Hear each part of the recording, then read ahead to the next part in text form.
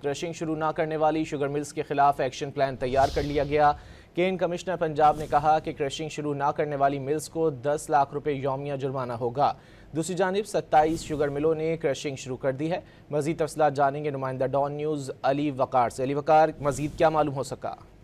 जी बिल्कुल, कल पंजाब हुकूमत की जानिब से जो डेडलाइन मुकर्रर की गई थी कि 15 नवंबर से तमाम शुगर मिलें जो पंजाब की हैं वो अपना गन्ने की क्रशिंग का आगाज़ करें ताकि मार्केट में चीनी की जो सप्लाई है वो बेहतर हो और कीमतों में कमी वाक़या हो। ताहम कल दोपहर 4 बजे तक 41 में से सिर्फ 5 शुगर मिलों ने अपना जो ऑपरेशन का आगाज़ किया था क्रशिंग का, जिसके बाद केन कमिश्नर ने अपनी मुतलका टीमों मुतलका डिप्टी कमिश्नर्स को हिदायत की थी कि फौरी तौर पर तमाम शुगर मिलों को एक दफ़ा फिर नोटिस जारी किया जाए और उनको आगाह किया जाए कि आज से क्रशिंग शुरू ना करने वाली शुगर मिलों के खिलाफ कार्रवाई शुरू कर दी जाएगी।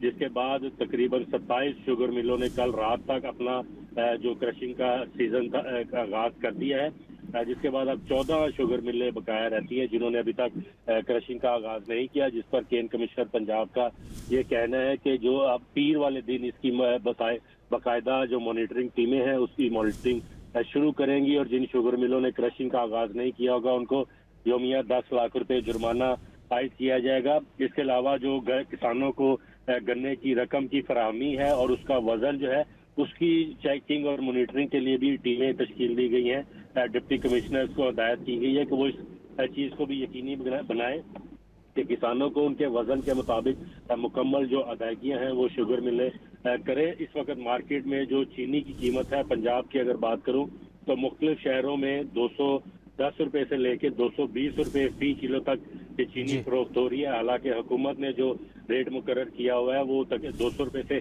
कम का रेट है। इसके बावजूद ऊपर मार्केट में कीमत ज्यादा है। इसकी वजह शुगर मिल मालकान ये कहते हैं कि चीनी की मिकदार मार्केट में कम है, सप्लाई की वजह से कीमत में इजाफा हो रहा है। तो अब जब ये बर वक्त क्रशिंग शुरू करेंगे चीनी मार्केट में आएगी तो कीमतों में कमी का इम्कान है। बहुत शुक्रिया अली वकार इन तफसीलात के लिए।